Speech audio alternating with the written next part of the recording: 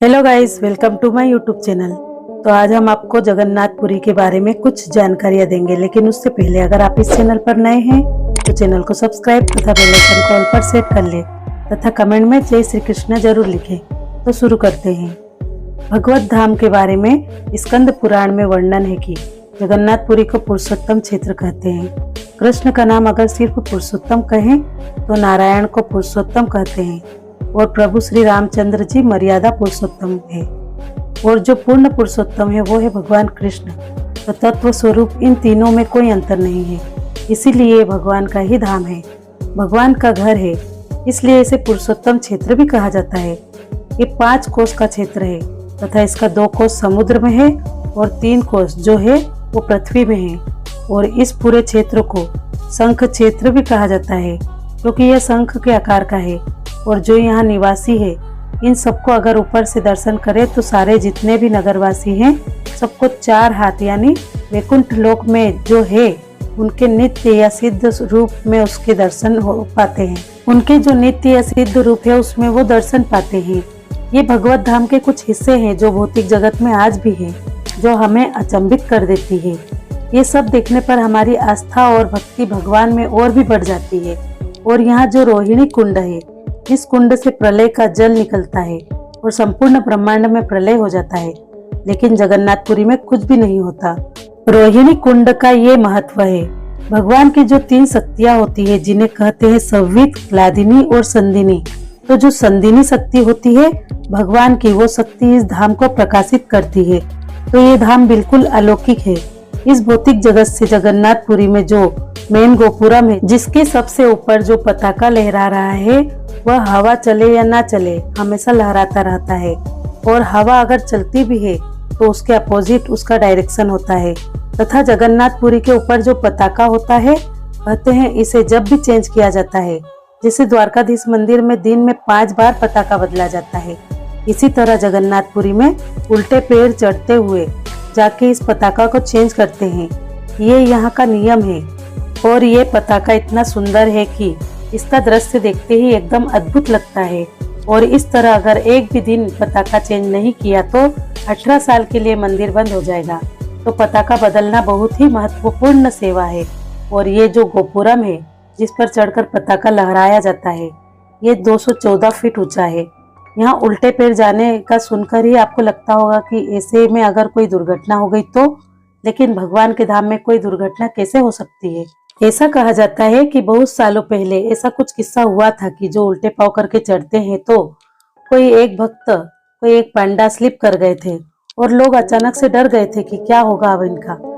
और उन्हें इतनी ऊंचाई से गिरता देखकर जब लोग उनके पास आए तो लोगों ने उन्हें बैठा देखा और सभी ने उनसे पूछा कि क्या हुआ, आप तो इतनी ऊंचाई से गिरे थे, कुछ हुआ नहीं। तो लोगों को उन्होंने बताया कि उन्हें ऐसा लगा जैसे मुझे किसी ने उठाया और धीरे से नीचे बिठा दिया। और यह बिल्कुल सत्य घटना है।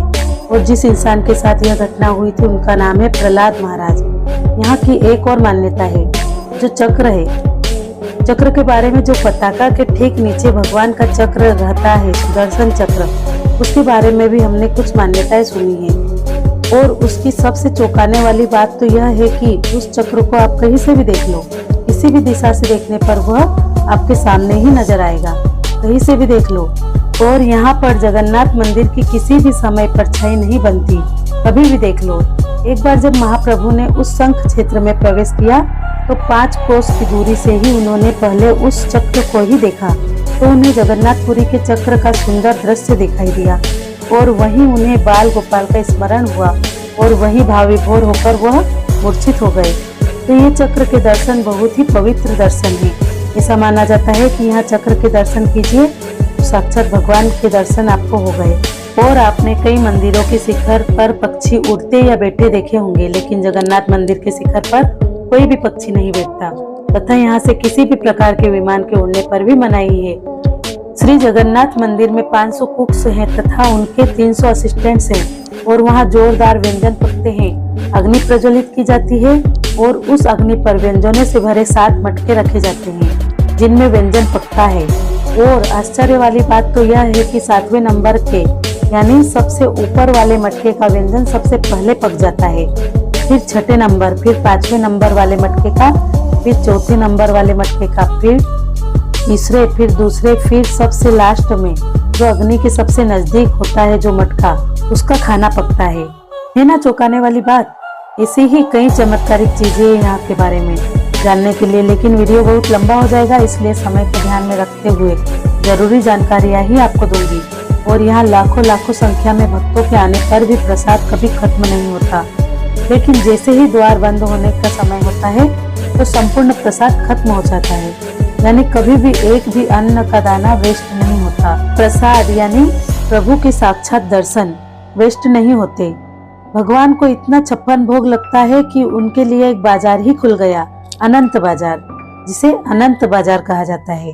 और अगर हम भगवत गीता पढ़ेंगे तो जानेंगे कि 17वें अध्याय में है कि 3 गुणों में आहार होता है, सात्विक, राजसिक तथा तामसिक। किसी का भी झूठा खाना तामसिक आहार माना जाता है, पर जगन्नाथपुरी में यह नियम लागू नहीं होता है। ऐसा कहते हैं कि यहाँ तो कुत्ता भी कुछ खा ले तो वह भी आप खा सकते हैं, उसे भी झूठा नहीं मानते। यहाँ एक सर्विंग होता है दूध का, तो उसमें डुबकी लगा के देते हैं, और अगर कोई मुंह लगाकर भी पीता है तो उसी से डालकर देते हैं। कुछ भी झूठा नहीं होता यहाँ पर। अगर हम कहेंगे कि यह तो झूठा है, ये कैसे दे रहे हो, तो डांट लगा देंगे। एकदम फ्यूज उड़ा देने वाली बातें जानेंगे आप यहाँ पर। इस धाम में साइंस भी काम नहीं करता, यहाँ केवल भक्ति काम करती है। यहाँ साइंस भी फेल है, साइंस के सारे नियमों के परे है यह धाम। जगन्नाथ रथ यात्रा में ही आप देखेंगे कहाँ से लोग आ जाते हैं, अचानक संख्या बढ़ जाती है। आपके आसपास अगर आप रथ खींच रहे हैं या ओढ़ रहे हैं तो आपके आसपास देवी देवता भी आ जाते हैं। आपको पता नहीं आपके पास कौन खड़े हैं। और कई बार लोगों को दर्शन भी हुए हैं। विभीषण जी के, इंद्रदेव के। श्री चैतन्य महाप्रभु ने बताया कि वहाँ जगन्नाथ यात्रा के समय जब नृत्य करते थे, जब रथ आगे चलता था, और अगर महाप्रभु वहाँ नहीं होते थे तो रथ आगे नहीं चलता था। जितना भी खींचे, जितना भी जोर लगाएं, फिर महाप्रभु आगे जाके अपने सिर से थोड़ा आगे करते थे और रथ आगे बढ़ जाता था। तो दोस्तों, कैसा लगा वीडियो? अगर जानकारी अच्छी लगी हो तो सब्सक्राइब जरूर कर देना, ताकि ऐसी ही अच्छी जानकारियां हम आप तक लाते रहें। और ज्यादा से ज्यादा शेयर कीजिएगा और जुड़े रहें हमारे चैनल श्रद्धा टीवी से। धन्यवाद।